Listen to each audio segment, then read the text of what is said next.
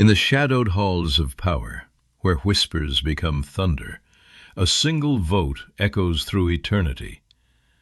The gavel falls. Impeached. Not a criminal charge, but a scar on the soul of a nation. One man stands accused, not before a judge, but before history itself. The House has spoken. Now the Senate must decide. Mercy or the end of a presidency. This is the reckoning that tests the fragile threads of democracy. What happens when the leader of the free world faces trial by his peers? The answer lies not in law books, but in the human heart. Before we begin, like and subscribe to help preserve these stories of courage. The House votes to impeach. The House chamber is full. It is late. Lights burn bright. Members stand one by one. The clerk calls names. Each says aye or nay. A simple majority is all that is needed. When the count ends, the articles of impeachment have passed. The president is now officially impeached. Impeachment is not removal. It is a charge. The Constitution lists treason, bribery, or other high crimes and misdemeanors. Congress decides what those words mean. There is no appeal. No judge can stop it. The House has the sole power. Once the vote is done, House leaders choose impeachment managers. They will act as prosecutors. Briefcases are packed. Documents are copied. The managers walk across the Capitol to the Senate side. The Chief Justice is called. The Senate prepares to become a court. Television cameras follow every step. Families watch at home. Newspapers print extra editions. The country is divided. Some say justice, others say politics. The process moves forward anyway. The Senate doors will soon open. The Senate becomes a court. The Senate chamber is quiet. Senators take an oath. They raise their right hands. They promise to do impartial justice. The Chief Justice arrives in his black robe. He sits at the front. The Vice President does not preside. House managers enter first. They lay out the case. Defense lawyers follow. They say, not guilty. Evidence is presented, documents, recordings, sometimes witnesses. Senators can send written questions. No one is allowed to speak out of turn. The trial can last days or months. Phones are banned. Talking is limited. The room feels heavy. Every word matters. Cameras are usually allowed now, but the rules are strict. When both sides finish, the senators meet alone. No staff, no notes. They debate in private. Then they vote on each article. 2/3 are needed to convict. If the number is not reached, the president stays in office. Historical cases: Johnson, Nixon, Clinton, Trump. 4 presidents, 4 stories, no removals. Andrew Johnson, 1868. The Civil War had just ended. Congress wanted to protect Reconstruction. Johnson fought them. He fired his Secretary of War. Congress saved the Tenure of Office Act. The House impeached him in days. The Senate trial lasted 11 weeks. Crowds filled the galleries. Senators voted article by article. On the key counts, it was 35 guilty, 19 not guilty. 1 vote short of the 2/3 needed. 7 Republicans broke ranks. Johnson survived by the narrowest margin in American history. He finished his term weak and hated. Richard Nixon, 1974. Watergate, break-in, cover-up, secret tapes. The House Judiciary Committee approved 3 articles. The Supreme Court ordered the tapes released.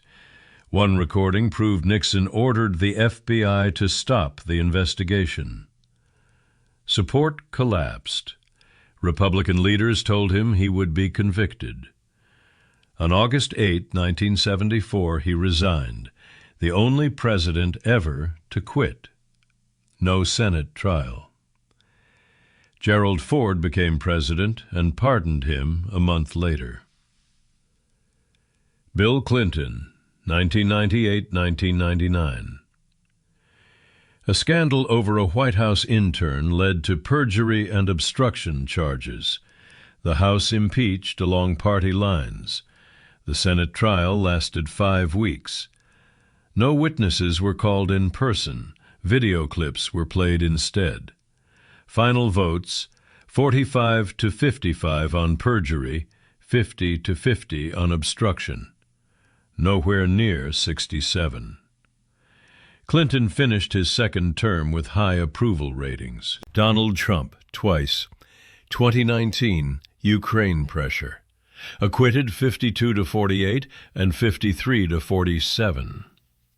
2021, January 6th incitement. Acquitted 57 to 43. First president impeached twice, first tried after leaving office. 10 Republicans voted guilty the second time. More bipartisan support than any previous trial, yet still 10 votes short. 4 cases, 0 convictions. The Senate has never removed a president. Andrew Johnson, 1868, Senate vote 35 to 19, 1 vote short. He finished his term. Richard Nixon, 1974, House was ready, evidence was clear. He resigned before the vote, no Senate trial. Bill Clinton, 1998 to 1999, Senate vote 45 to 55 and 50-50, far from 2/3. He stayed in office. Donald Trump, 2019 to 2020, first trial 52 to 48, second trial 57 to 43, other times acquitted. First president impeached twice. No president has ever been removed by the Senate. Each case was different. Each time the country watched. Each time the Senate said not guilty. What happens if the Senate convicts? It has never happened, but the Constitution is clear about what would follow. The moment 67 senators vote guilty on any article, the presidency ends immediately. No ceremony, no 25th Amendment delay. The gavel falls, and the person is no longer president. Secret Service agents escort the former president out of the White House the same day, sometimes within hours. The vice president takes the oath in the East Room or on the White House steps. Continuity of government is instant. The Senate can then hold a second vote, simple majority only, to disqualify the former president from ever holding federal office again. This extra punishment has never been used, but it is on the books. If it passes, the person can never run for president, vice president, or any other federal position. Life after removal would be stark. Lifetime Secret Service protection can be reduced or removed by Congress. The $200,000+ annual pension can be cut. Travel budget, gone. Staff budget, gone. The former president becomes a private citizen, facing possible state or federal criminal charges, with no presidential immunity left. History has no example. We only have the rules and the what if. Legal scholars argue it would look like resignation on steroids, swift, public, final. The country would wake up to a new president and an ex-president under a cloud that never lifts. After the trial ends, The Senate adjourns. The Chief Justice departs. The chamber empties. The country moves on, somehow. If the president is acquitted, he returns to the Oval Office. Political damage varies. Johnson became a lame duck. Clinton's popularity rose. Trump declared total victory both times. The base celebrates. The opposition calls it a cover-up. Trust in institutions usually drops.